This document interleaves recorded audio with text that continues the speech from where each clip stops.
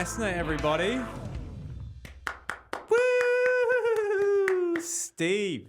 Well, The great and powerful and beautiful and handsome Steve you. Messner. Keep going, please. Continue. The intelligent, massive cocked. Now it's too much. Now I know It was you're the full intelligent, of shit. wasn't well, it? yeah, both the intelligent, massive cock. Then I know you're lying at that point. So, How are you, Merry buddy? Christmas, dude. Merry Christmas. Yeah, hell yeah. We made it. It feels we fucking weird. made it. It feels really weird being here now.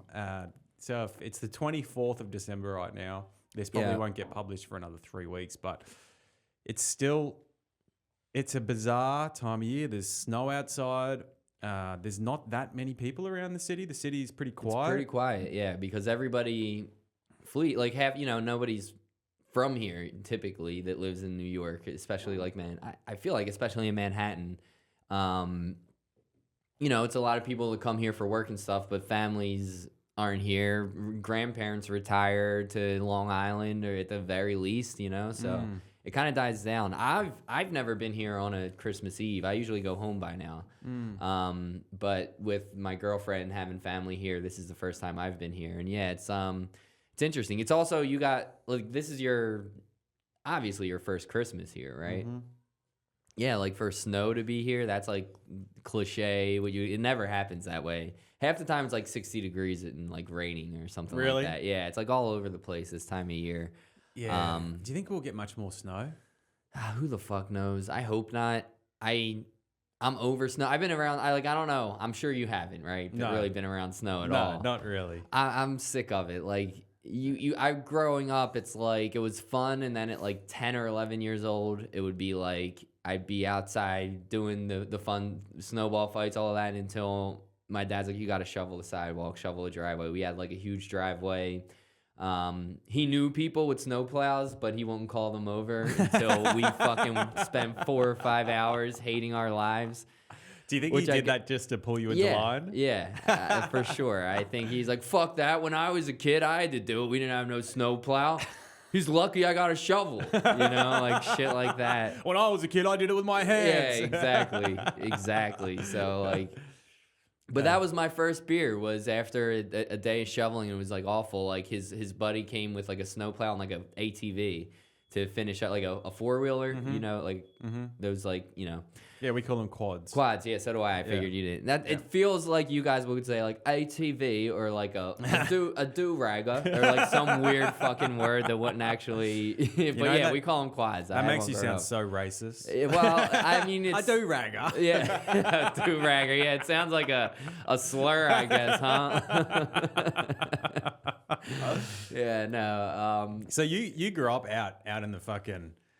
We would refer to where you grew up as like out in the sticks. Out in the state. Well, out that in is the boonies. Well, yeah, those are similar terms that we use, and it's like there's levels to it, right? Like you're in New York City, anything outside of New York is like the sticks. Yeah, that's like, true. Yeah, Brooklyn is the sticks. Yeah, exactly. To some people, Brooklyn is the sticks. There's like grass. They're like, oh, you were in nature, It was kind of the sticks. It was a weird spot. Like I talk about it a little bit in my set, but it was truly like 20 minutes from Camden, but we grew up like on a pig farm. So like I had a quad, and there's woods and stuff that we could ride back, and it was like the cops would always come back, and you skirt through, and you sneak away and stuff, and like not always, but it was like a thing that you would deal with.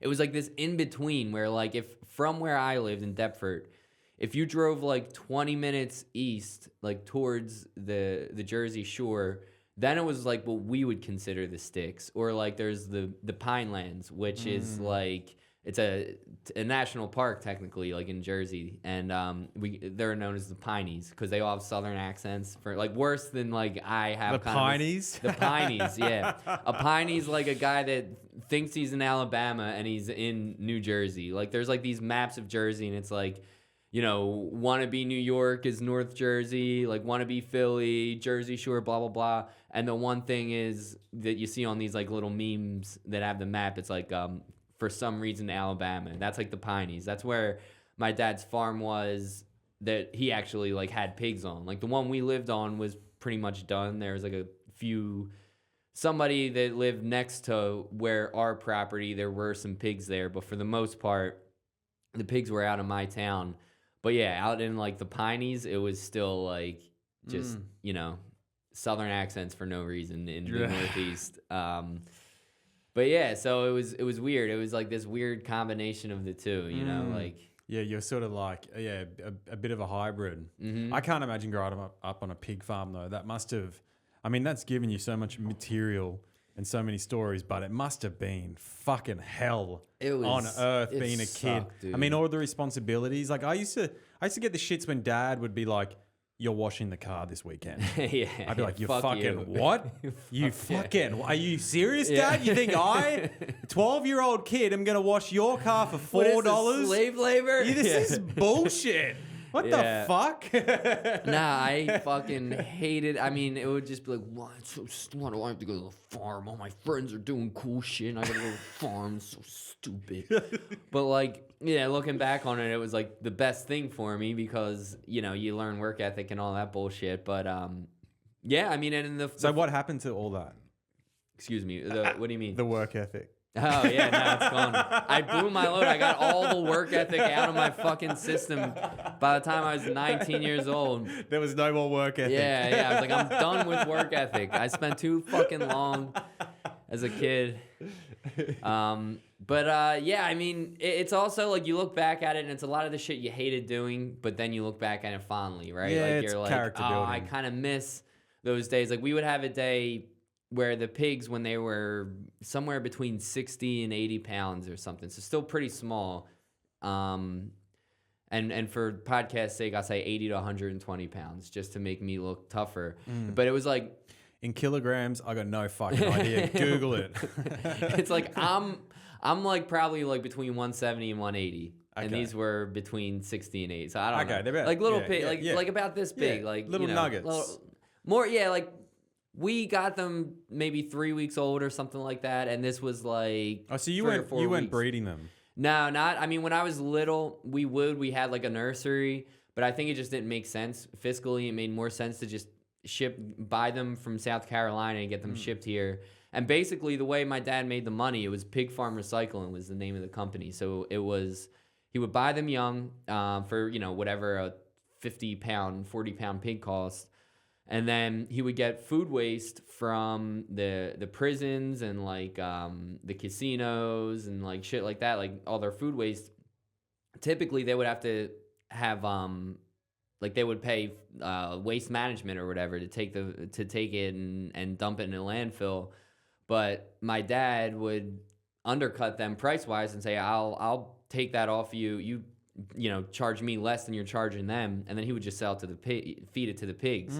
So he was getting paid for the food to give the pigs, and then we would give the pigs the food. They grow up, they get fat, and then we sell them to the slaughterhouse for a higher price than we bought them for. So that was the market would be all over the place, so it didn't always work out to like huge profits, but it was a clever like business model, And what happens though with the food waste? Like, because food waste has typically got like plastic in it. It's got like forks. It's got people's napkins. What happens? Do they actually put a pretty good effort into dividing the food from the rubbish? Or of course, because if it's gonna hurt the pig, it hurts profits, right? So it's not even about loving the pig. So like there is ways to get through it, but for the most part, like they wouldn't eat the plastic. There'd be forks all over the place and shit that just wouldn't get eaten. Like look, technically you're supposed to boil it and like go through this whole process, and my dad had that, but the reality is it was unnecessary for the pigs. Like they're eating, they're surviving, you know. So they know what the fuck to eat, and like for them. They'll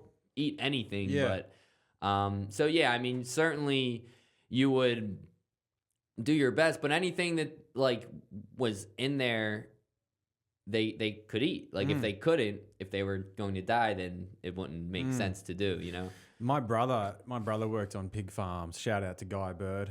I know you're listening. Guy Bird, the man in the family. He's the man. Little Cam's doing his his little podcast and his little art, and then fucking Guy's out there on the pig farm. He's right? hustling. He's hustling. Well, he's a surgeon now. Oh, shit. He was saying if he worked on a pig farm, and he said the worst thing you could do on a pig farm is like slip over, trip over, and get knocked out because those they'll eat motherfuckers you. will eat you. The thing about pigs, and like I tried to do this on stage, but everybody's just like, "What the fuck are you talking about?" It's like they're not Babe, like they're not these like, oh, like they're fucking assholes. Like they just chew on you. Like I would be in my job growing like in the summers, right? It would. And look, it wasn't like every fucking day. Like I did have fun in the summers, but there was a lot of time in the summer that I have to go down there and help clean the pens. So basically there's like a part of the pen where the food goes, and there's a part where they all shit. And you would have to shovel the shit out of the pen. And then that once it's all clean, you throw new bedding down, like wood shavings or hay. And then the food, and they sleep on the bedding, they shit all over that, and rinse and repeat every day. So I would be shoveling the shit out of the pen, but I got these rubber boots on, and I'm walking through the slop to get to the shit to shovel out. Stink. Oh, I don't have a sense of smell because of it. I have a very small sense of smell. Wow. My dad has none. My dad says he has one smell. He like if something smells, it's one thing. Like it happened to me in COVID. There was one smell. Like he's like, that smells like something.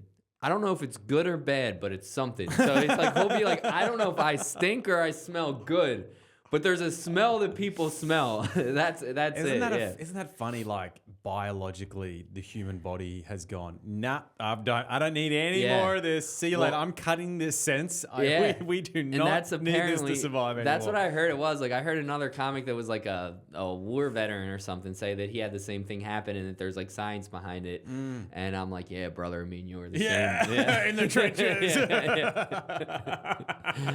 I was shoveling shit and getting yelled at my daddy. You're getting shot at with bullets, but it's like the same thing. Yeah. But no, these pigs would be like, they would just see slop on your boot, and they would just start biting your boot, just like eating the slop, and they'd be like, "Is this food?" So I would just take the shovel and smash the pig on the head, and that sounds mean. Nah. No, and they just go like this. Walk away. Carry on. And then they go back in 2 seconds until you poke them in the nose with the sharp part, and then they wah, and they run, and you're like, all right, that fucker's gone for a little bit. And then another one comes up. Oh, what's this? Can I eat this? Blah, blah, blah. So if you were laying down asleep, they would all just walk up like, oh, is this food? Start chewing, and then probably get the flesh, and then be like, oh shit, I can eat it, and like blah blah blah. And then you'd be gone. That's what they say. It's like my dad loves, you know, the movie Snatch. Mm-hmm.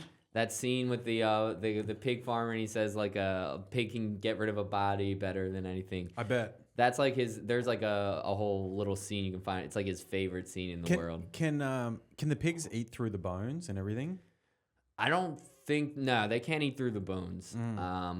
But if you cut them small enough, they'd probably just swallow them, wouldn't they? I mean, I think you could probably identify the body through the teeth being left over. But aside from that, it's like, You chew up everything but the skeleton, and at that point, it's all broken up and stuff. Yeah. I mean, they're not eating and shitting out the bones. Yeah. But they're destroying the shit out of it just to get to every little piece of anything to eat, you know? So there you go, guys. If you want to murder someone, talk to Steve. He's got a way.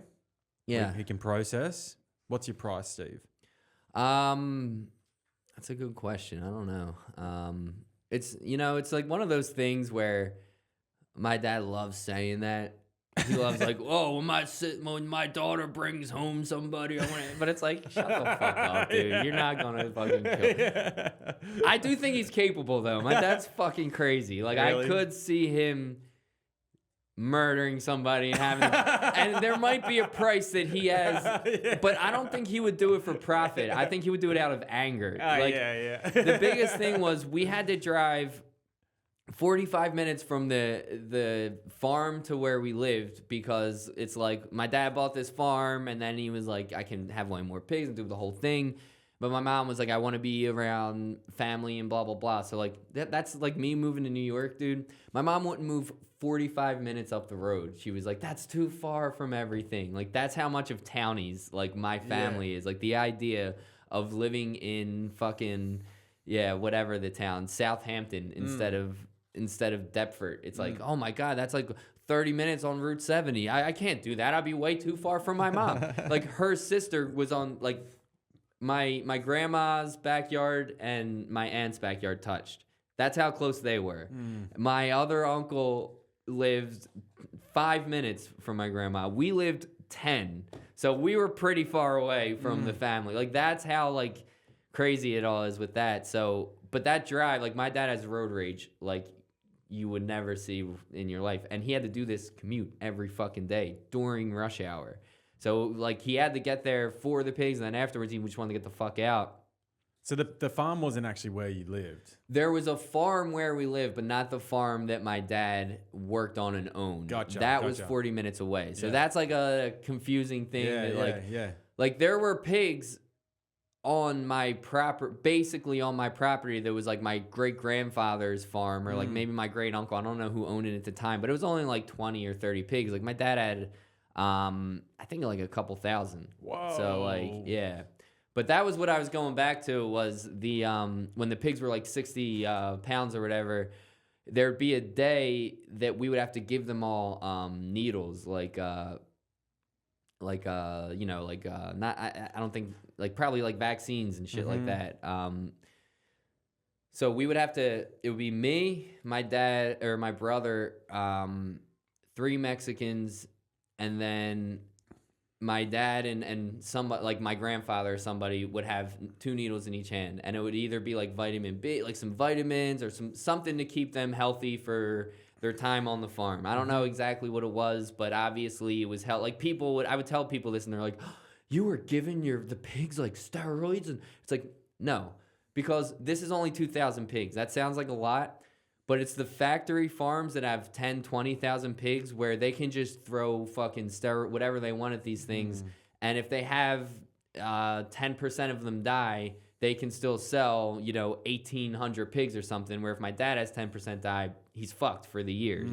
So he had way more incentive to keep these pigs happy and healthy. So whatever the fuck it was, I don't know. All I know is there would be like a Saturday that I would have to get up there, and it would be a pen of, like a barn of, I think, like 800 of these pigs, and you would have to grab them, hold them up, get 2 shots, 2 more shots, and then put them in the next pen. Oh. Grab and do it. That would have been exhausting. Dude, it was to the point where you would like cramp up. Like your arms wouldn't work anymore. Yeah. But you couldn't be the pussy. Like, and I was the youngest one doing it a lot of the time, and it's like, if I dropped a pig after he got 1 shot, you can't really give him the dose twice because it could harm him. So now you fucking killed that pig.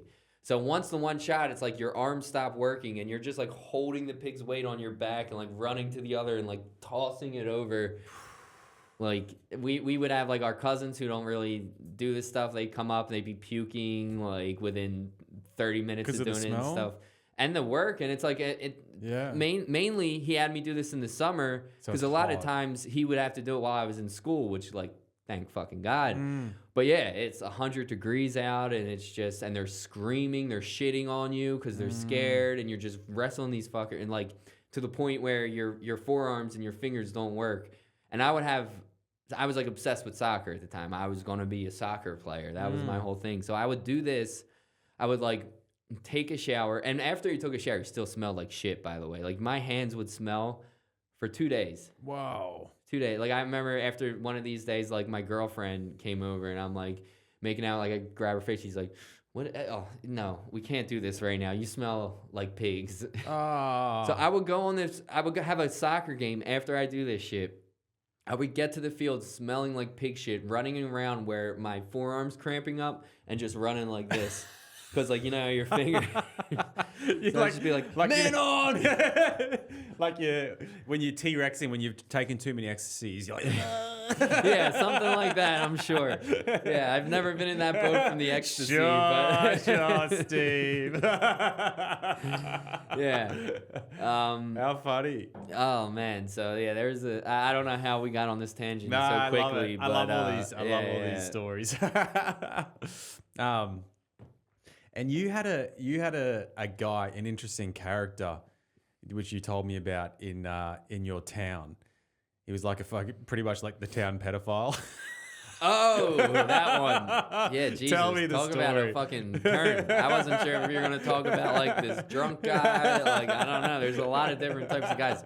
This has nothing to do with pig farmers. These were not the pig farmers. These were like Because my town it wasn't a farm town. I was the only fucking pig farmer. I was embarrassed about this shit my whole life. Embarrassed, really? Yeah, because my fucking house smelled like shit. Everybody else lived in like a fucking cul-de-sac bullshit. And then there's like just me on a pig farm, you know? Like that, I can imagine that would have been. It was like I lived in like the poor black area, and then right where like the poor black like neighborhood was, across the street of like a 40-mile-an-hour road was just my pig farm. And like again, like we didn't have pig. We had like 3 cows. I think my dad had some deal on like some bakery where they would dump the bad bread for the cows. So we just had these cows to eat the bread so he could get the money from the bakery. Like he had all this random fucking shit. Schemes, yeah. I mean, there was a day where I had to go on the farm for a week, cutting open bags of olives and dumping them into a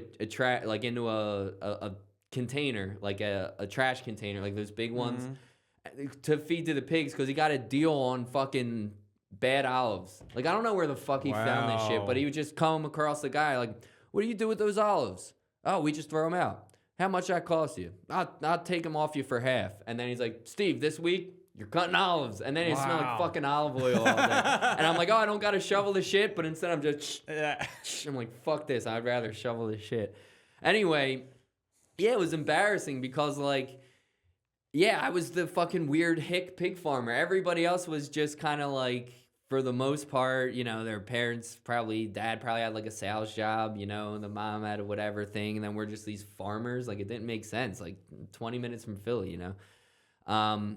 So this is not a pig farm thing. This is like my town also, a lot of drugs, a lot of shit like that because we were close to Camden, and a lot of people would fucking overdose, and then their brother would kill themselves because their sister overdosed, and then the mom would end up on, you know, it's was this a lot of from dark the shit. From the opiate epidemic? From the so that it opiate really epidemic. affected your town? Oh yeah, for so sure. So you've seen firsthand. Yeah, so that's sad. And that's more on like the cul-de-sac suburban life is where that opiate shit comes into play. And that's where this pedophile comes into play. Back to the pedophile. So there was this guy.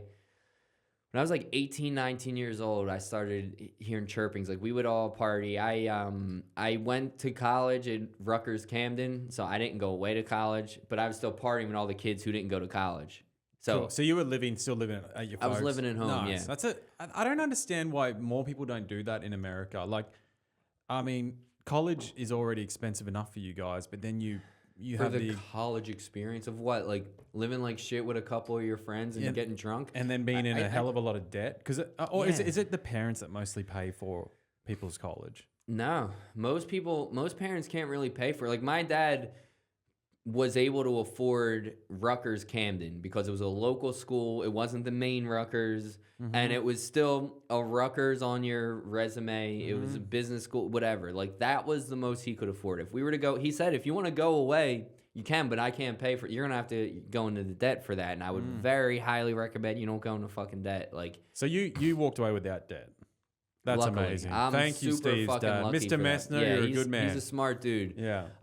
As crazy as he is. All those weekends of shoveling shit. Yeah, exactly. It's actually kind of a nice thing that, like how he put you through college, but it's almost like the hard work that you did for him growing up kind of paid off in the end. It was also, I didn't get $1 outside of that, so he was like, you better have a job throughout school. Like we're not going to give you money we're not giving you an allowance or anything like that. Like, would he give you money later on for working on the farm? He always did. Anytime I worked on the farm, he would pay me because that's the lesson of it. It's like you work your ass off, you're miserable for this time, and then you get something in return. Now you can buy what the fuck you want. You know? Okay. So he was always good like that. It wasn't all like him just being a dick because he was pissed off at the world. Yeah. Fuck you, Steve. But I had when I was in college, I had like warehouse jobs. I was like cutting the grass on this landfill, which I have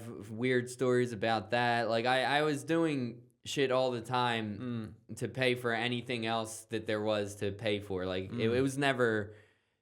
It wasn't like he's paying for my college, he's giving me a stipend and all this bullshit. And it wasn't like these kids who go away who they're getting a little stipend that they pay back tenfold with the fucking loans that they're taking in. So anyway, I was like hanging out with all the all the kids who didn't go to college, basically. All the kids who started working in warehouses or like got in the union or whatever were fuck ups and just sitting around their mom's house getting bitched at for not doing shit with their life. Like, I was hanging out with those kids. We were finding places to drink every weekend. Somebody's parents are away. Somebody got an apartment, and like some shit apartment that like we would just wreck. Like a lot of apartments where they had dogs that were stoned all the time because they smoked in the house all the time. Like a lot of like stoner dogs back then.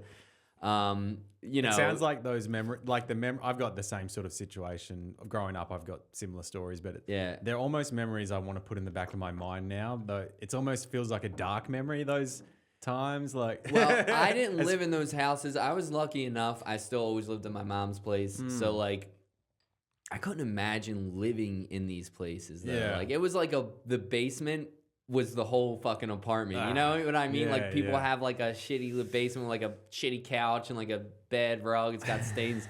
That was these people's like whole life. Like there's a few apartments that I spent a lot of time in. And then there's local colleges where kids went away to that we would party there and stuff. But anyway, well, wait, why was it dark for you, though? I do want to hear that. No, let's finish your story. All right. It's because it's a really funny story. I want the folks to hear it. All right, we'll get there. All right. It's not really funny, but it's just it's really fucked strange. up. Yeah, I'm like, this is funny. You're like, no, let's not talk about my dark memories. Let's talk about the pedophile. Let's hear about the pedophile. I guess he was a pedophile because he did do this with like 16-year-olds, but all my friends who did it were like 18, 19, maybe 20. Ooh, excuse me. But we would be partying, and then these people would just be like, oh, yeah, I'm going to Jake's house. And, like, basically this guy, he had a kid that at this time was, like, 12, 13 years old, went to public school and everything. People knew who his son was. Obviously, I'm not going to say the name. Yeah, don't. It's probably not a good thing to put out there. Everybody knows, like, I don't the hometown. But it's not. Yeah. This guy was just an accountant. He was the accountant for, like, my uncle. Like, he was, like, a personal accountant. Mm-hmm. So he had a lot of money, I guess. And he would just have these kids come over, and they would have to pee from drinking, and he would just pay them a couple $100 to just piss on his face. You could just go over there and piss on his face. He would give you the money, and you'd go home. And, like, everybody would be like, yeah, let's fucking do it. Let's get $200. And you know, you're 18, $200 fucking Jordans or something. It's like, now I got... And you could tell the kids... And he would also suck kids' dick. He would drink cum. Like, he would have you... Dude, this is... He would say, just jerk off in a cup. Leave it at my house, and then there's going to be $500 in the what's it called, the mailbox. Take that, leave the cup. I mean, I think a lot of people beat him. They didn't not beat him off, but like they didn't beat off into the cup. They just took the money, and he just what's he going to do? You know, and he wasn't a tough. He's a creep. I don't know what he looks like. I stayed away from it. Yeah. Even at that age, I don't know, dude. I mean, I get it. Like people, my friends would be like, dude, you're just pissing on his face. I'm like, but he likes it. And I just didn't want to, like, I don't know, man. I couldn't do it. I couldn't do it. Everybody calls me a pussy. If you're really poor in a bad situation, $200, like, I would never do it. But $200 for someone who has nothing to piss on someone's face. I mean, I get it. I can understand it. I don't judge. People have done crazier shit. I don't judge anybody that I know who did that, at least, because it's like, why not? Even jerk off in a cup. Leave it. You don't even have to see him. You just jerk off in a cup, you leave it, and you get money. And I guess he drinks it. I don't know. I don't know what he does with it, but puts it in his cookies. Like I don't want it, but it's like my cum is in this guy's cookies now, and like I don't know. I mean, and my friends, dude, don't be a pussy, bro. Don't be a bitch. And I'm like, no, dude. Like, Jesus, dude, Steve's such a bitch, man. He won't even come on this guy's glass of milk and stir it up for him and then leave it. What the hell, dude? Yeah, grow up, Steve. You'd rather shovel shit on the pig farm? You'd rather shovel shit than come on a guy's... That's gay, Steve. You're obviously gay. You're fucking gay, dude. Yeah, exactly. Dude. Yeah, I don't know. Is he arrested now? Oh, he got in a lot of trouble. Yeah, Okay. eventually he got in some trouble. He was also like taking a couple of my friends. He would take them to like the casino and just give them like $500-$600. They wouldn't do anything gay with him, so they tell me. Yeah. But nah, these are guys I don't trust. I mean, there was certain guys that we knew did let him blow him. Like there was just like you could just tell these dudes were getting like way too much money from this bro. And like they had a little bit of like I could see them being like, hey, he's blown. Like you kind of see it and like. And yeah, dude, these guys would just get blown by this dude. You get pissed on. I mean, I knew a couple people who were like, hey, I didn't do anything gay. I only pissed in his eyes, all right? That's all I did. All I did was pissed in his eyes, all right? It's like... All right, let's move on. I mean, I'll keep talking about it. I mean, I feel like I've had so like... disturbing, but I think it's just... I mean, listen, it's not the best story because it's kind of sick, but it just shows how different everyone's upbringing is. Like, everyone's got a fucking story. There's always some people grew up in a 2-parent household, some in a 1-parent household. Some people had an accountant who they would come in their face for $500 when they were 17 years old. You got to do what you got to do to survive in this world. It was all different. It was all different for everybody. So, in university, what did you study?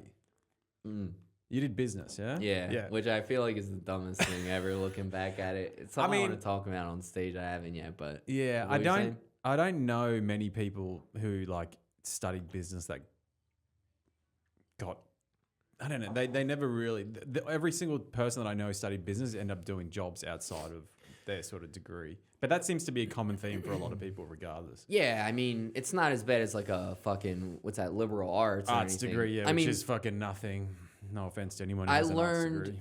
No offense to you, it's fucking dumb. Business management is dumb. All right, so like, there's a lot of dumb fucking degrees. History, what the fuck are you gonna do? I mean, there's a lot of shit.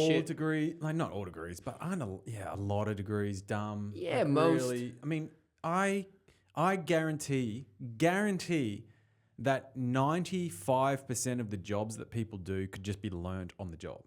Oh. Every job I had that I needed a degree for, I was like my friends who just knew how to use computers. So you could do this job. Yeah. I understand like medical, people in the medical profession. Medical is like the one. Where you've really got to learn. And those are the ones that are in debt until they're 58 years old. Yeah. Still making $300,000 a year. So like the only relevant one, they charge you like triple to get, you know? But I think most skills can just be learned on the job, and it's like an apprenticeship. I mean, I never went. I learned on the job, and some of the technical stuff I had to learn in the classroom. So you can't you can't get around everything. But anyway, back to you. So you're doing business, and to your point, it's like, all right, you're going to work for a bank to do control work. Instead of having a 4-year degree, they could just give you a 6-month training that you have to pass, and then you would have enough knowledge to do it. Yeah. The thing I'll say is, like, I'm very thankful for that degree to understand how supply and demand works, to understand the mentality of business, because there's a lot of people I know who never took a business class, and in high school around here, they don't teach you about taxes. They don't teach you anything business savvy, and then a lot of people just get fucked over and over and over and over because they don't understand how this shit works. They're like, why isn't this company nice? And it's like, they're not incentivized to be nice. Every company works to make money, and they do, like, if you can make the incentives be that they help people, then it's a win-win. And like, I don't know, I did learn a lot, and there's a lot of cool shit about it. Like, I think this, like, understanding how the stock market works and finance is, everybody should learn that. I think you can learn that in a lot simpler and cheaper of a way. But going to school for what I went to school for, I mean, initially my my major was business management. That's stupid as fuck.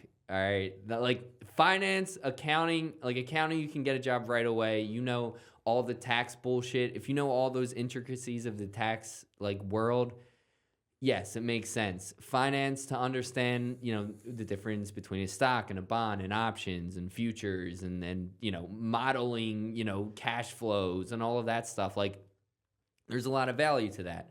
But business management's fucking stupid, dude. Like, I changed like halfway through because I was like, who the fuck's gonna hire me to be the manager of a business at 21 years old because I have a 4-year degree? Like nobody ever would do that. Doesn't that break your reality though? Because prior to, like, when you finish school and all the bullshit you're fed, you're like, I need this to actually be a part of the workforce. Like for people to even look at me seriously. And then once you get a few years in, you're like, this isn't doing anything for me. And it's also like in reality, like having a 4-year degree does not mean you're smarter than somebody that doesn't have a 4-year degree by any means.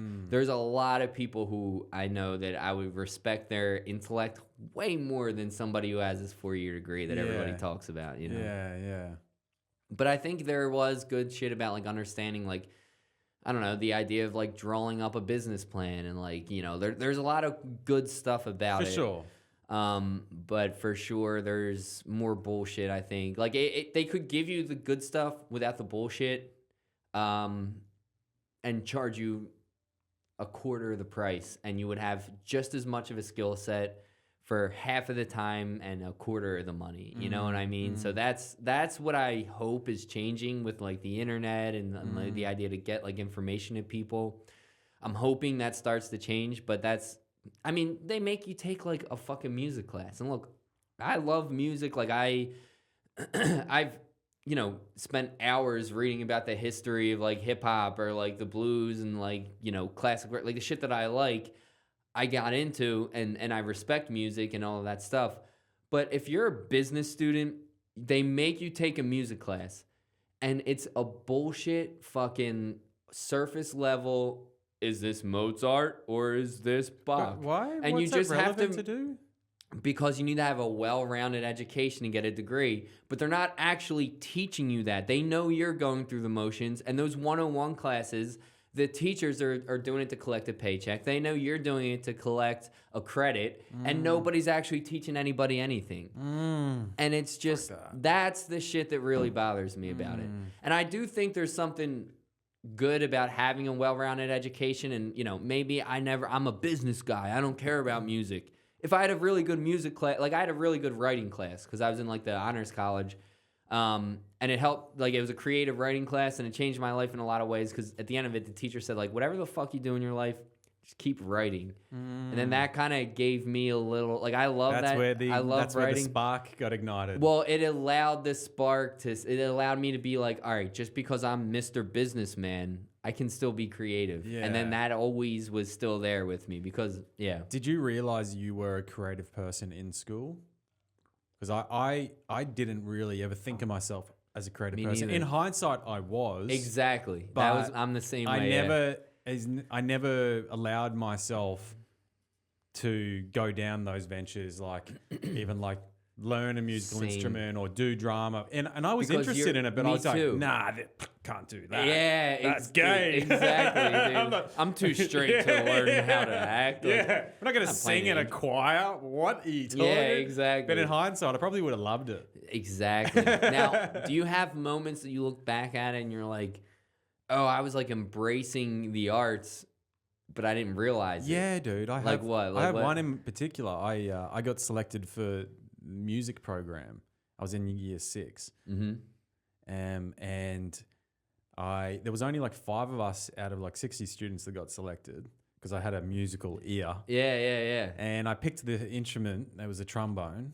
And I played for a few months. Dude, you're gay for picking the trombone. So gay. Dork. But I ended up... No, why did you pick... If I can stop... Was there a reason? Okay, my choices were this big horn thing. I don't know, can't remember what it's called. The trumpet or the trombone. The girls all picked the trumpet. Someone else picked the horn. The trombone was really the only thing left. And I was like, I'm not going to pick the same instrument as the girls. Yeah. Gay. Yeah, that's good. That was like the flute. Yeah. Like I remember, like I did band like when I was little because my brother did it. So like he played saxophone. So I'm like, well, I'll play saxophone too. That's a fucking cool instrument though. In hindsight, but like it's like karate. It's like when you do karate when you're like from like 6 to 10, it's pretty cool. But then once you hit puberty and stuff, it's fucking gay. You know what I mean? Like you're going shh, shh, shh, while like the cool kids are just beating the fuck out of you. Like your kata is not gonna help this shit. But then if you stick with it and then become like 20 years old and you're like a triple black belt and like you can kick somebody in the head at any time, it's cool again. Yeah, Saxophone's the same way. It's actually all music, I would say, is similar to that. Like guitar and drums are the exception. Anyone who plays an instrument now is kind of cool. Yes, yeah, But the high school period, you're a dork. Yeah. Nobody fucking But respects then you. in the later years, they can kind of get in bands, and then they're cool again. Then they're cool. Exactly. Yeah, it's the same with karate. I swear, it's the same exact thing. Cool, gay, cool, cooler. Yeah. And then you look back, and all the people who called it gay are just like fat losers that have like jobs they hate and like wives they hate. Yeah. Okay, so you picked the trombone. I picked the trombone, and then I left it. I left it outside school one day. You were gonna be like the next jazz like legend, but one day you left that fucking. I left trombone. it outside of school, and it got stolen, and that was it. That was the end of it. You're just like, I guess I don't play trombone anymore.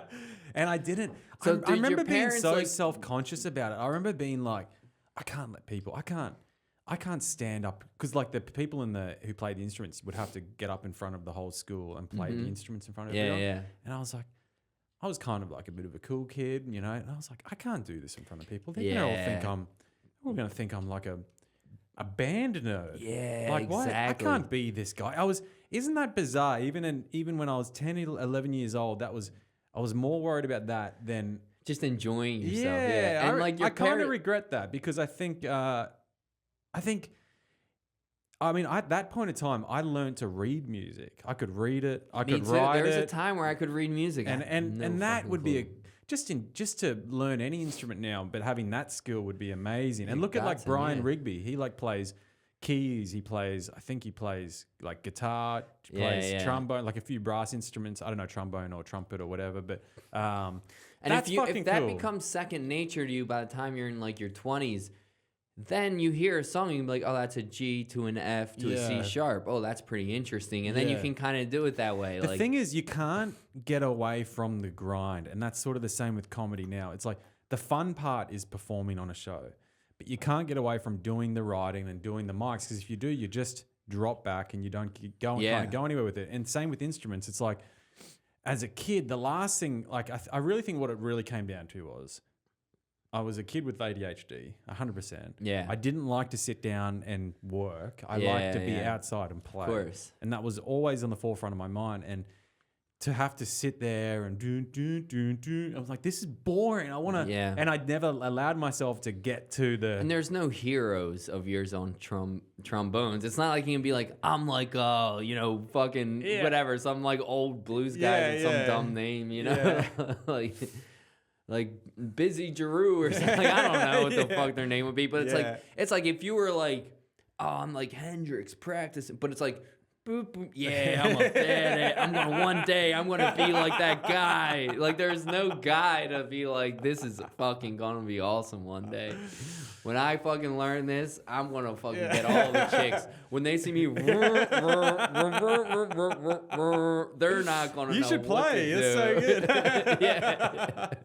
It had this little thing in the bottom, this little switch where you'd like the dipstick where you'd push it and all the saliva would come out. Oh yeah, those reeds too, right? It just tastes like wood. You're just like, what am I doing? Just drooling on this wood. That was a saxophone. I'm like, you gotta put this strap on. I'm like, what the fuck? I'm like 6. Why am I doing this? I'm like, I'm an 8-year-old fucking kid with this wood in my mouth. Just why am I doing? I don't even like this music. They were preparing you for pedo. For the pedo.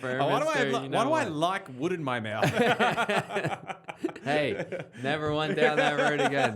Maybe that's why I didn't do it, because I put the wood in my mouth at 8 and I'm like, all right, when wood's involved and I'm not into it, if I'm not passionate about it, I'm keeping this wood out. Keeping this wood out of my mouth. But only because I'm not passionate about it. Yeah. If I was passionate about it. I'd suck a dick tomorrow. I would watch Louis jerk off to open for him. Why? Who the fuck wouldn't, you know? Come on, man. So we get to the end of university, and then you took a corporate job, didn't you?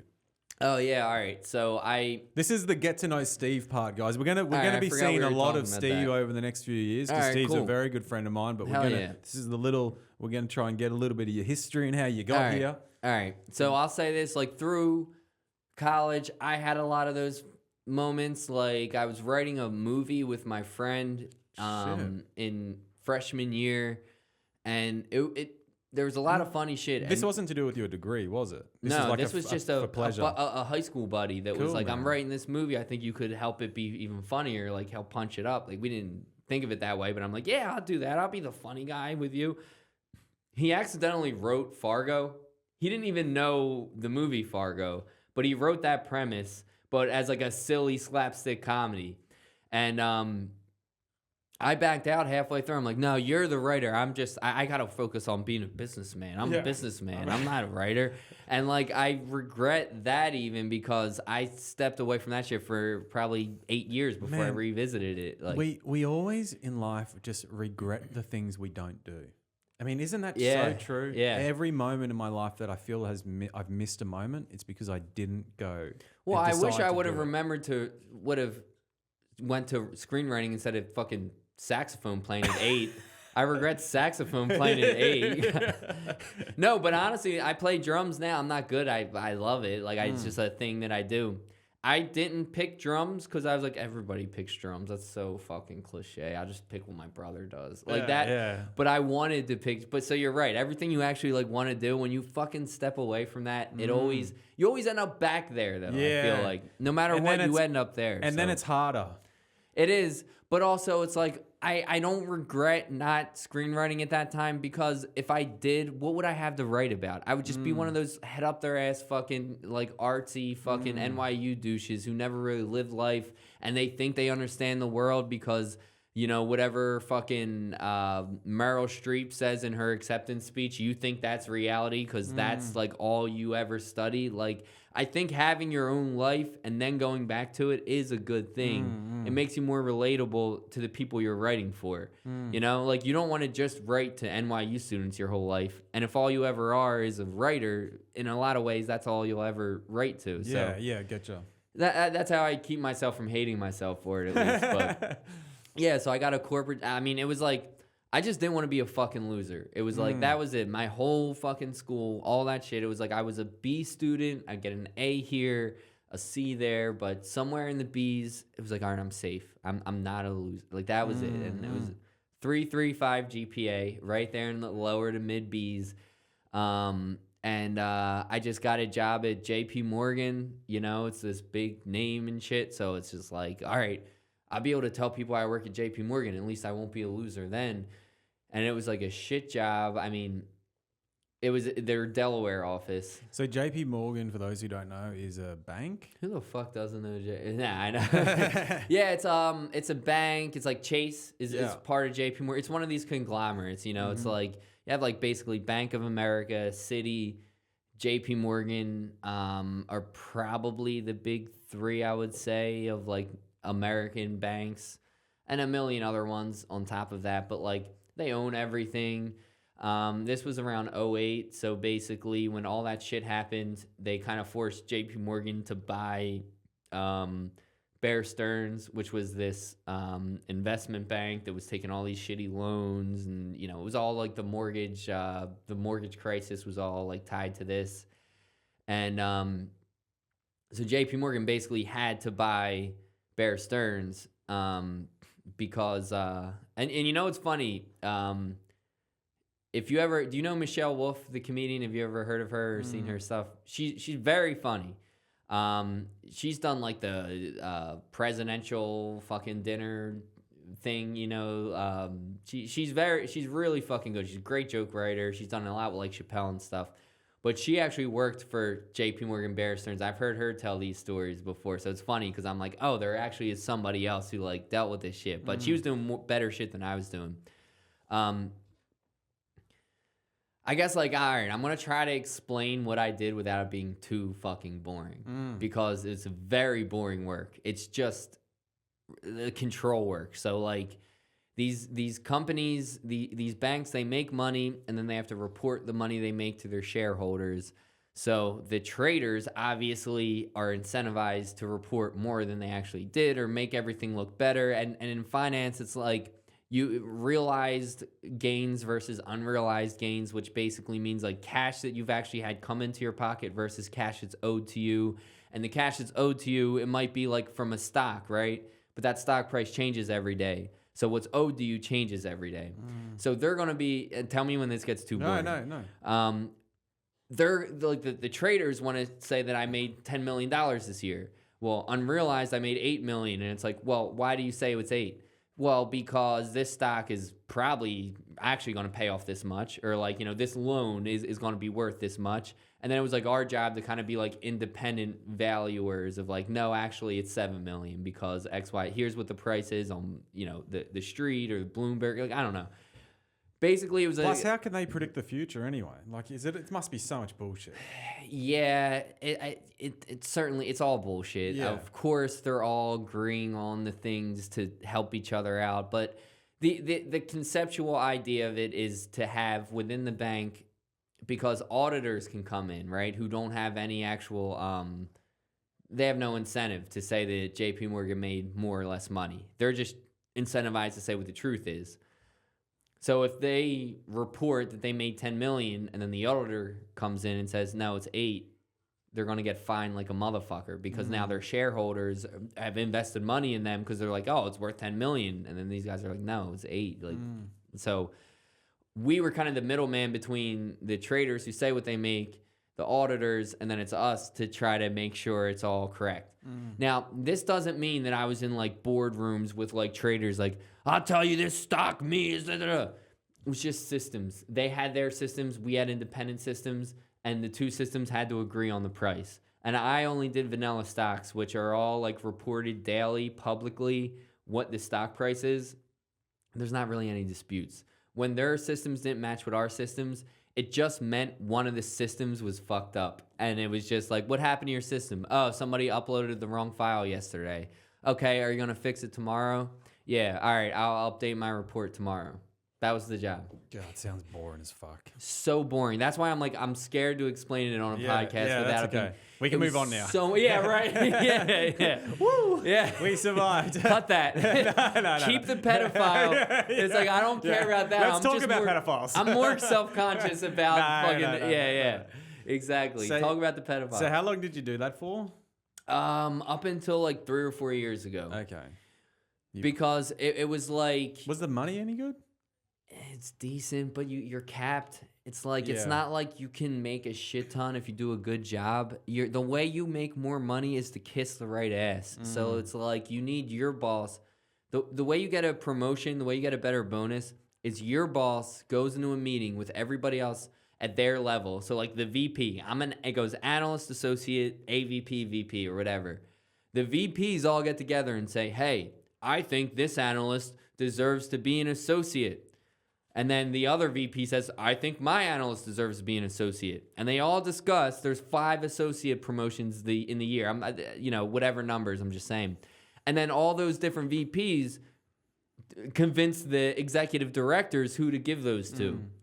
So you need your VP to have the balls to stick their neck out for you and to like you enough to stick their neck out for you. So it is a massive penis sucking contest. That's all it is. More dick sucking than the fucking Well, guy. you would have been good at that. I wish it's one of those things I wish I worked on. Like now I suck dick all the time. Back then I never sucked dick and I just want to accept that I am a great cocksucker. And it's just like, damn, I should have started sucking dick back with that guy, you know, back in the day. If I would have just sucked his dick then, I'd be a fucking MD right now at JP Morgan. Then. Yeah. It's probably $500,000 And I'd be now. making $500,000 now. Yeah, you don't realize how the repercussions. Yeah. It's very important sometimes to just suck dick, you know. Got it. That's what I learned. There you go, folks. Moral of the story. There's the fucking joke and all of that shit. God damn, it's boring. It's hard. It's like but that's the workforce. It's a workforce. Yeah, There's nothing. If you can, once you break a job down, there's nothing really exciting about any job after a certain amount of time. Even comedy, like now, even after just doing it for 6 months in New York, like I don't get the same buzz as I do from doing a show as I did 3 months ago. I don't get Yeah. I don't get as nervous, but I don't get as excited. Or And you as, start to learn the bullshit of it, like everything else. It's just like everything. Anything that is repetitious slowly becomes very dull. Well, even when I first started working for JP Morgan, right? It's like I work for the biggest bank in the world, and I make sure that what the shareholders get, what they see is what they get. And if it wasn't for me, then everything would go wrong. And then you realize you're just refreshing pivot tables and like looking at different systems, and then you just call it bullshit. And it's like, I'm a comedian, da da da. And then you just realize like, well, it depends on like who's putting you on, like who's the crowd. Like you can fucking do bullshit to get a laugh, you know? Like everything ends up, or like, oh, you gotta be unique in a way. It's not about just how funny you are. Just like in finance, or really in corporate America, it's not about how smart you are. It's about how you kiss ass. Comedy's not the same way, right? I mean, it's exactly the same way. A lot of things are, unfortunately. A lot of dick sucking. Yeah. Everybody makes fun of people who suck cock, but sucking cock can get you very far in any industry. I mean, that's the truth. Yeah. But unfortunately, the people that do suck the cock a lot are the people that you don't really want to hang out with a lot. Yeah, they're not good. Yeah. So that's their only crutch. Yeah. You know? And they embrace it. Yeah. So I want to go back to one thing about your university, because we just brushed up on it before we move on. You said you got into a bit of screenwriting, so you were doing some stuff with friends. How far did you go with that? Did you get any? Have you got any like completed scripts, or did you? I do now. I started doing like sitcom writing. Did you do a course for it? Yeah. Well, basically, once I was in this like corporate America bullshit, and like I just was like sick of it. Fuck you. Why do people always fucking do this? We're getting a little audience looking at us. Yeah, sorry, they were flipping me. They were dancing in front of me. When I'm talking about really important things right now. Focus, Jesus Christ. Focus. God. Screenwriting. I was like, I knew that I wanted to do that shit. Like, I listened to enough Bill Burr and Joe Rogan podcasts to be like, oh, I can be a dude like me and be in the arts. Basically, it's kind of like what helped me like kind of start embracing it. At this time, I did a little bit of stand up, but not really much.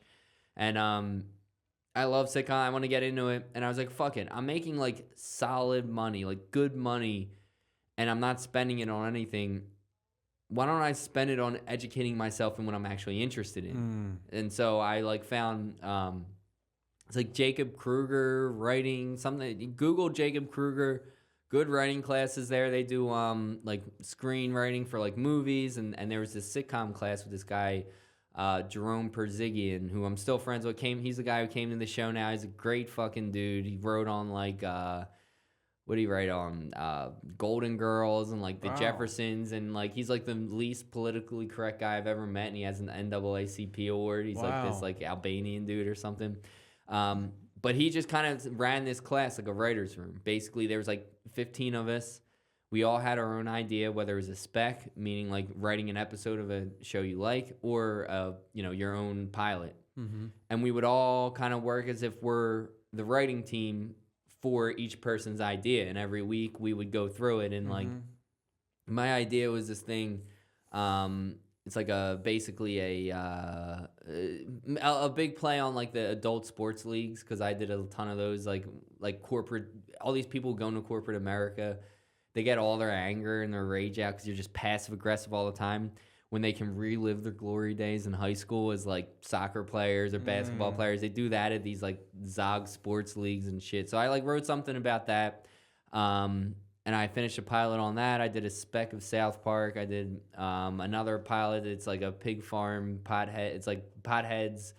Basically, it's like if my dad had to move his farm from pigs to weed, and he had to hire my pothead friends to work there. It was like the idea. That would be funny. Yeah. So I'd like to read that. Yeah, I gotta. It's all gotta be better. But like, there's a lot of guys. I fell in love with that shit from there. Yeah. There's a lot of guys that are writing pilots. There's a lot of guys in the comedy world that are writing pilots. Yeah, it's they seem to go hand in hand really well. Very much so. Yeah. I mean, you look at like the '90s was, I think, the boom for it. I mean, that's Ray Romano, right? He has his whole set is about family life, he makes Everybody Loves Raymond. You know, great, one of the best sitcoms in the world. Still funny. I mean, it's about what it is, right? About a family, and he's fighting, and his mother-in-law and wife problems, but he does it brilliantly. Like, that's what's comedy. King of Queens. Kevin James was like his. I don't know if you know his special Sweat the Small Stuff. But that was one of my favorite specials when I was like 15, 16 years old. And his show off of that, King of Queens, had a lot of the bits were scenes in the show. I mean, the whole thing with Seinfeld, right? It's where do you come up with your bits is the whole premise of that show, basically.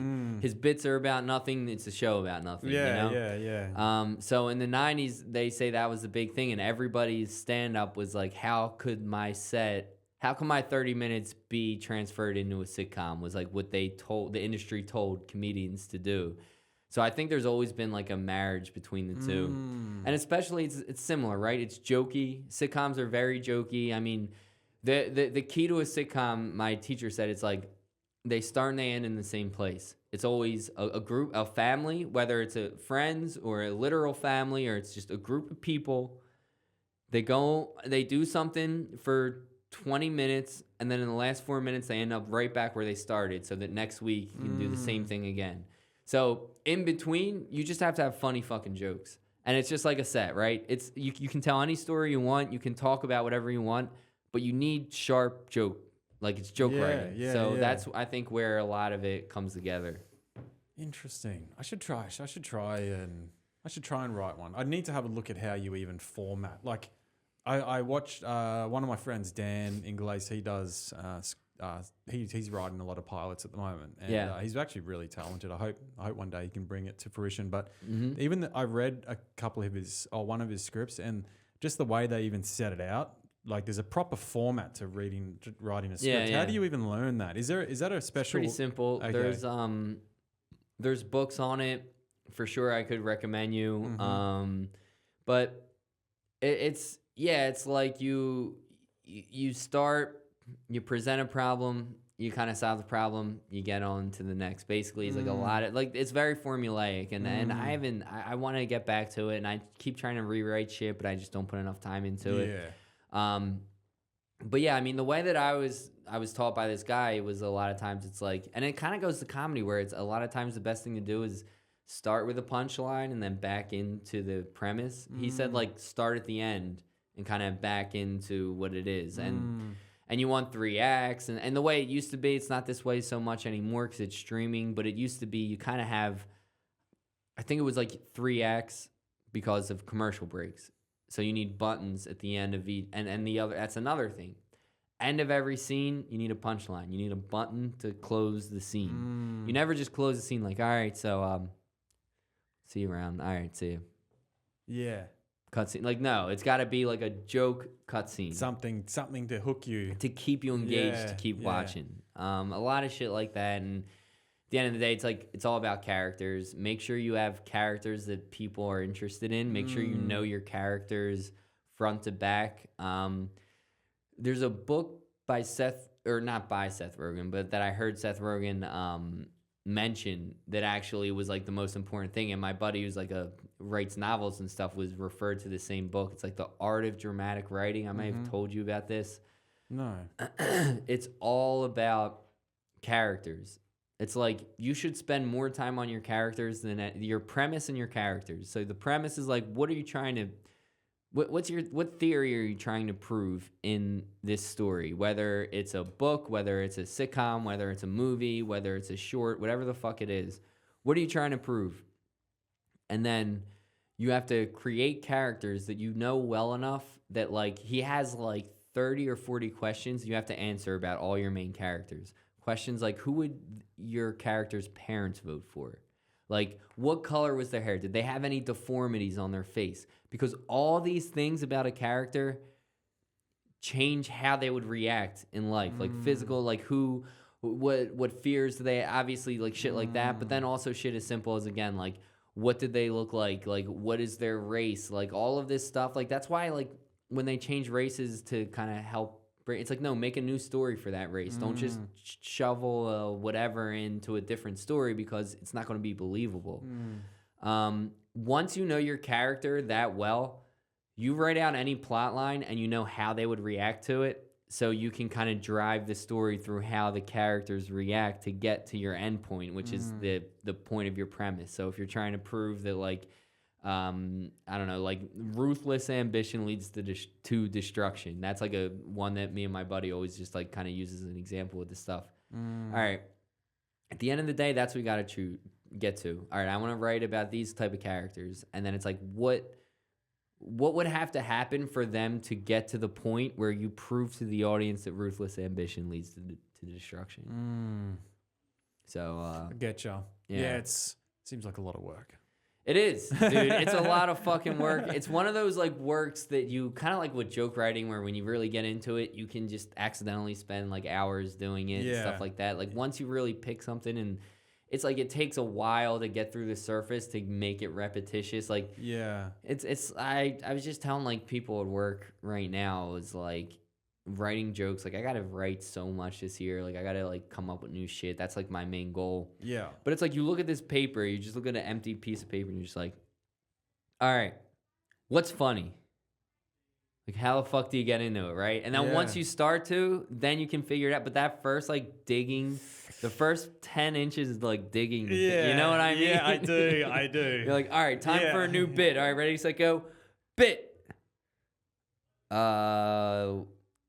Or shoes are weird. Like, what the fuck do you... Yeah. Like, you have nothing, man. Yeah, I hope I get a lot of inspiration this year. I'd love that. You will, dude. I mean, look at your life, man. You've been here, what, 6 months now? Nearly, yeah. Yeah, and I mean... 5.5. What's going on? Like, where are you with American culture? Because I know, like, a lot of your stuff at the beginning, and it's also, like, it's reactive, right? It's like, oh, people don't say the word cunt, right? Like, people don't do this, they don't do that. But where are you at right now? If you don't mind me ask a couple fucking questions because I'm sick of talking. Yeah, ask away. What, like, you're getting more of like the true sense of New York. You're not on vacation in New York anymore. You're like living in New York. That's so right. Like, what are you seeing in the culture of living here day to day? That's different, or that's piqued your interest, or that's confused you, or that you didn't expect, you know? Yeah, dude, there's so much. There's so much. Like, just the way that people live here is so different. Live in small spaces. Oh, yeah. The subways. That's only just, New it's York, like people dude. living on top of each other. It's just wild. There's no sense of, like, really privacy here. It's just like everyone is in each other's It's insane. shit. And everybody accepts it, right? Yeah. And everybody kind of knows, like, all right, you're in my shit, I'm in your shit. I don't give a fuck about your shit. Yeah. So I know you don't give a fuck about mine. You become a number. Yeah, no one gives a fuck. It's kind of liberating in that way. Well, and that's interesting because it's like it's very liberating because like at a small town or like even a suburb or whatever, people like ask your business and shit so much that you're like, if that person lived above me, oh my God, they'd be up my ass. But once that person actually does live above you, they don't give a fuck about you, right? Like once you really are that close, you become further away. Exactly. Yeah. So, how did you get into comedy, Steve? And then I want to ask you a few other questions before we have to go. Give me the story. The first bits I've ever written to go back to what you were saying about like, you know, the trombone basically.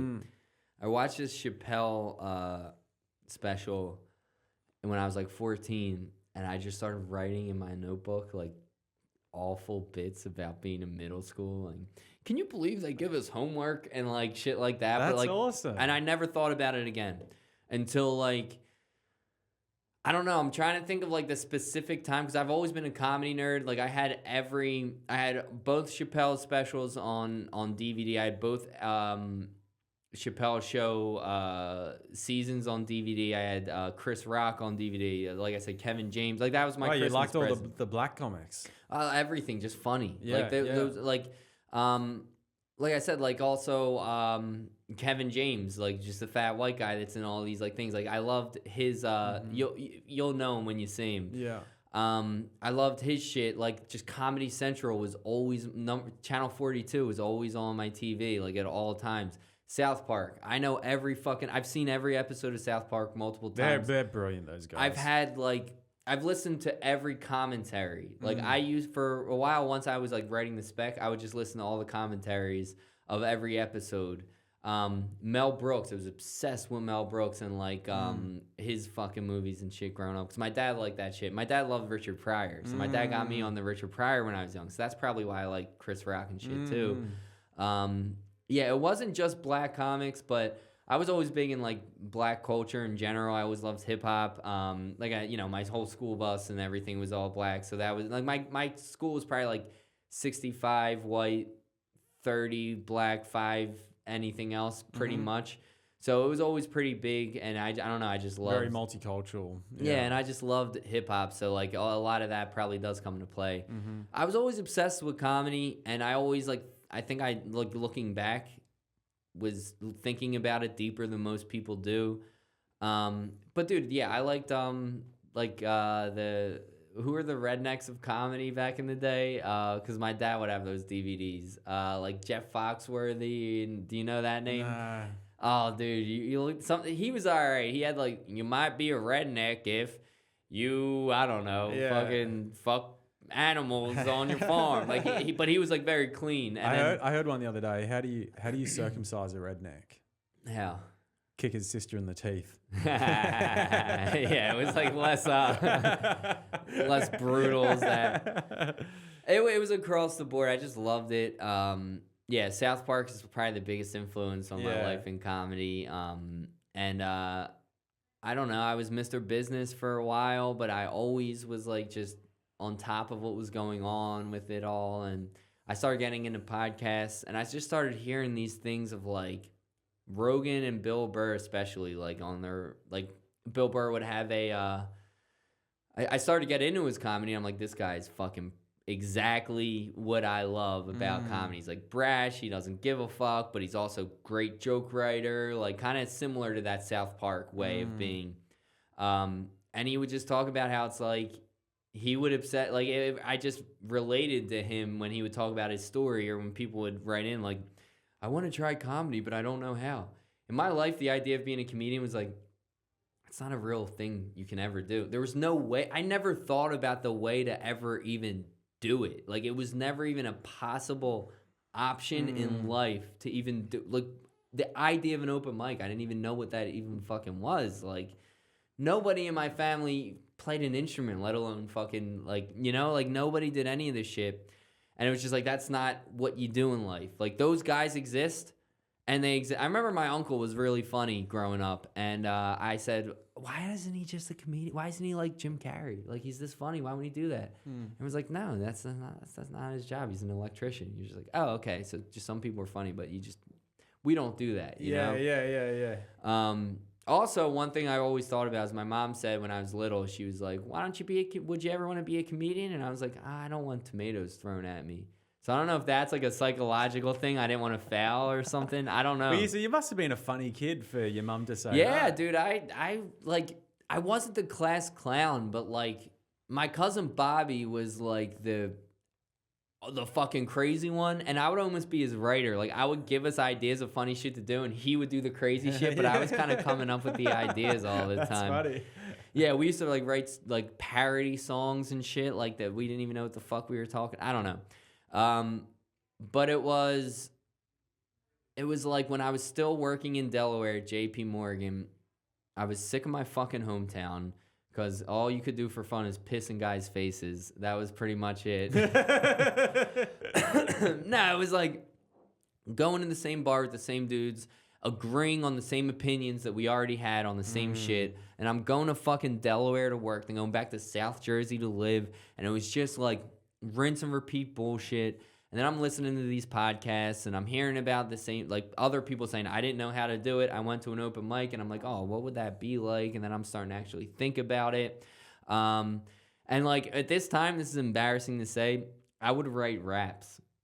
I never performed the rap I've drunkenly freestyled, like just like sitting around a circle. I used to like, I mean, there's one thing I remember. I like roasted this dude, and everybody was just like rapping, and I just made fun of this guy, and everyone was like, "Stop dissing him! Like this is a cipher!" Like, and, like I was like, I don't know, like it's just like white drunk fucking teenager. Nah, that's fine. 20-year. A lot of guys start in like poetry and like it's a very similar. And that's one thing that I was thinking about a joke is like, what's more cringy for a white guy to do, be a poet or a rapper? Oh, there's no good option. I don't know. So you gotta be a comic, right?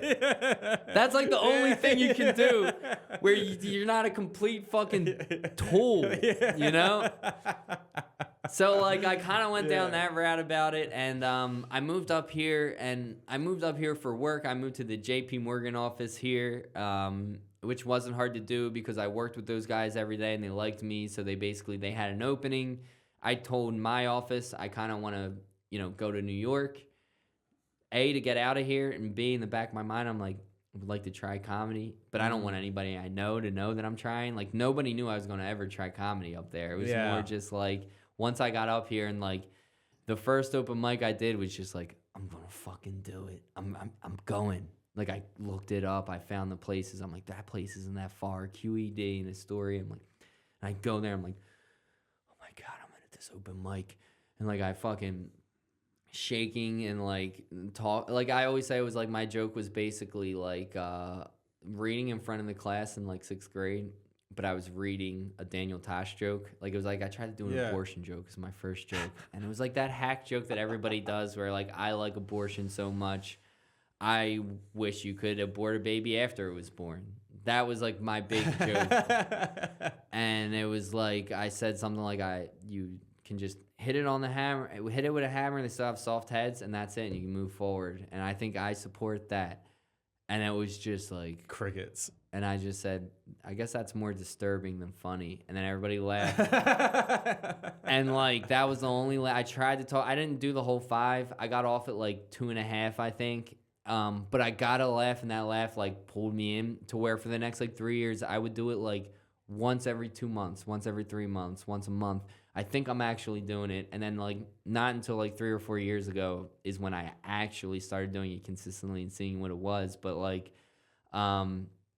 yeah, it was just, I always loved comedy. I always, like, I guess in the back of my mind I liked writing and creating this shit. But I just never thought I was allowed to. I never thought it was a possibility for me. And then it was like, I moved to New York, and then it's like the possibility you can do whatever the fuck you want here. I don't have all my friends be like, dude, what the fuck are you doing? Like, if you suck, you don't have people who know you to be like, you fucking idiot. Why would you try that, you know? And nobody would have ever done that looking back. But it's much safer to do things without the prying eyes of people you know. Like, especially when you're doing something that may feel embarrassing or may make you feel exposed in some way. Like, I even prefer shows when there's no one there that I know. Me too. They're more fun. Me too. I don't want people there that I know. I want strangers who don't know me. I don't know them. Let me make them laugh with just my shit. Like, having people there is the worst. And that's like, now I got like family and like friends and stuff like, oh, I gotta see. And I'm like, yeah. I mean, I can't say no. I can't be that much of a pussy to say, no, you're not allowed to see me. Like, but I'm like, fuck, I don't want to do it in front of you. Like, all right, we got 5 minutes left. So I want to ask you one thing. This is a topical thing. All right. The UFO sightings. Oh. Or what people are calling the drone sightings. Have you looked into any of this shit? No. Okay. You think it's UFOs? No. There needs to be something that they fucking talk about. Yeah. That we talk about. And like, my dad lives right by there in Jersey. He like lives on that coast that they're all at. Like, he's probably seen them. Yeah. I should ask him about that tomorrow when I see him tomorrow. But like, it just feels like such a non-story till it's a story. I wait for it to really be a story because there always needs to be something that might be something in the fucking news, and that's just what this is right now. I haven't looked into it enough to have a true opinion on it, but my initial instinct is bullshit. Yeah. What do you think? Tell me about it, because I don't know about it. I saw a video that Rogan posted up on his Instagram, and it was of these people. They're like, holy shit, look at this. And it's these like 2 lights that come in on the screen. And then they're like talking, and they're genuinely baffled. They're like, what the fuck? And then this thing just goes zoop into space in like 1 second. The camera picks up the whole thing really well. And they're just like, what the fuck? And you can genuinely tell it's a legitimate clip. Just the way these people are talking, the way they're amazed. But that's been going on for 40 years. 100%. I'm not saying there's anything new, but it's still pretty cool that all of a sudden there's all these sightings. Like, if it is UFOs, what could it be? I mean, yeah, dude, I get. All right, so you're not like but it's like let's talk shit about it. All right, I'm in on that, but I don't want to fucking sit here and be like, dude, I'm telling you, this is what it is. No, I mean, I don't know what it is, but aliens must exist. How dumb would you be to say they don't? Yeah. Like, how could you think you know enough to say that they don't? Yeah. Like, I don't know. I mean, if either you're an atheist and you think that the universe is infinite, right? So then obviously they have to exist. Or you're religious and like are angels not just aliens? So like they gotta exist. I feel like there's no philosophy in life where you can truly think we're the only conscious fucking thing. Like what would that... Who thinks we're the only thing that actually exists? Yeah, you're right. You'd have to be so fucking ignorant, wouldn't you? So small-minded to not think that, like, I guess you got to be like a flat earther and like don't believe in the some of those stars. flat earthers have some pretty interesting arguments. Like I watched a few YouTube clips of some flat earthers, some of their arguments about why they think, and I was like, all right, look, from the outside, what they're saying. They believe it, and you can see why. Like their arguments are pretty, but it's just impossible. Show me one pilot who's a flat earther, and then I'll believe it. Yeah, exactly. Because they need to know whether the Earth is flat or not for their own survival. Yeah, and none of them think the Earth is flat. So it's just impossible. Why would you look at a moon like any of the planets? They're all circular. They're all spherical. Spherical. Is that the word? Yeah. And so why would ours not be? But anyways, I think. What do you think? This is. I don't know what they're doing, but this is. Tell me what you want them to be doing. Well, I heard this. This is just a random story, but there was this. I went and got my blood test the other day for my visa, and this lady who took my blood, she goes, "I want to." Like we had a little bit of a spiritual conversation. She goes. And why did you have a spiritual conversation? I just seem to find these people just, I don't know, we're just talking about God or some stuff. It was, whatever, you know me, Steve. Just always interviewing. Yeah.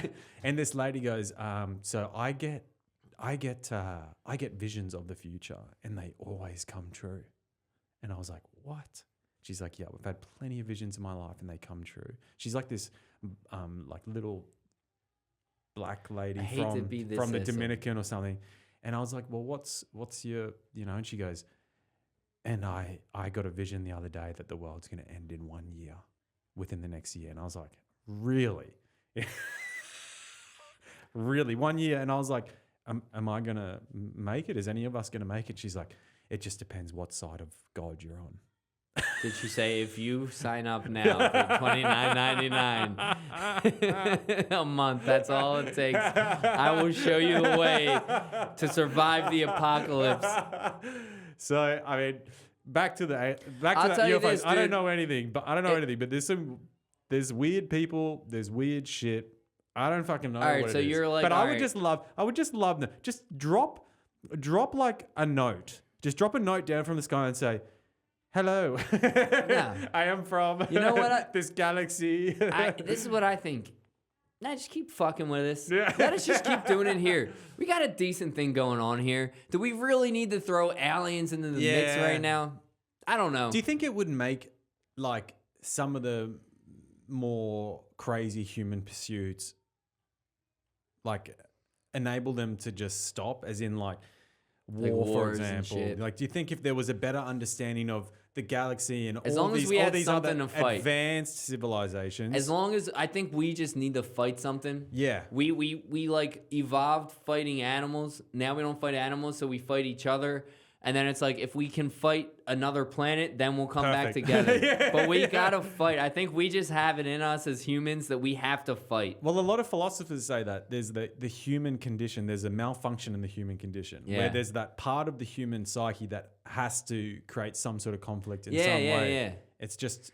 Well, the idea of like heaven kind of sounds lame, right? Like, I'm sure nirvana and like what that actually is something that we can't even fathom. But in our like monkey brains that we have right now, does it kind of sound boring? You know what I mean? Bro. Do we get the 72 virgins? Yeah. What happens after number 72? Yeah. And what if none of them give you shit? And like they just let you do it, then what? Like it just would get boring. Yeah, I agree.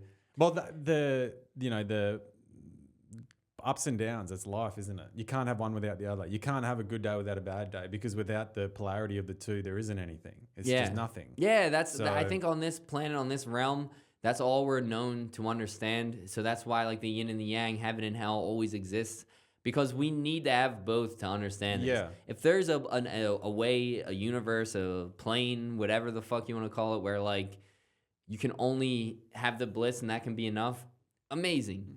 But in my monkey brain, that sounds boring. Yeah. I believe that there's probably something like that like, well, you look back and you laugh at all of this and like it's not that important.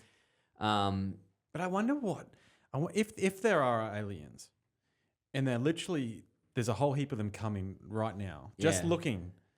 What are they looking for? Give me one thing what they would be looking for. And I mean, they might not even be. They're probably Gold. not even piloted. They just like if gold. They were, what if they just like gold? Yeah. Maybe they just like gold like we do, and they're like, hey, we could get some gold from this place. Like, who knows? Maybe they're not above us. Maybe they just have better technology. Yeah. Because we are way more technologically advanced than humans 80 years ago, but we're not any less of assholes than we were 80 years ago. So who knows what the fuck they're looking for? I guess we gotta go now that I'm finally not talking about me, which is way more comfortable. It was great. We want to get to know you, but we're gonna get Steve on a lot over the next few years. So please don't just make me talk about myself. No. Again. We had to have one podcast where we got to know you, which is great. You're a funny guy. I appreciate it. Steve and I really get along, guys. So we love talking about like political shit. So we're gonna be doing a lot more of this next year. But give me some plugs. You've got your own, you run your own mic on Wednesdays, Judy's Ease. Yeah, Judy's Ease is the mic. Aside from that, I don't know, man. I'm just trying to be a funny comic. Hopefully I have more shit to plug in the future, but right now I'm not going to pretend I do. So peace out. Yeah. What's your Instagram, Steve? Steve_Messner. There's nothing on there but the like 10 pictures of me and my cousin that make us look like maybe we're gay that I thought was funny to just a few of my friends. There's that, and like I post my mic every week. So if you want to be a part of that, fucking follow me. Hopefully by next year I have actual material to put on there. But at this point, we'll see. Love you. Love you guys. Love you, Steve. You're a fucking good guy. Yeah, love you too, brother. Merry Christmas, and see you on the next one. Hey guys, thanks for listening to this episode of Going After It with Cam Bird. Produced by Ryan Rizzuti and music by the very talented Brian Rigby. If you've enjoyed this episode, please like and subscribe, and remember to hit that notification bell. Take care everyone, and if you can, get after it.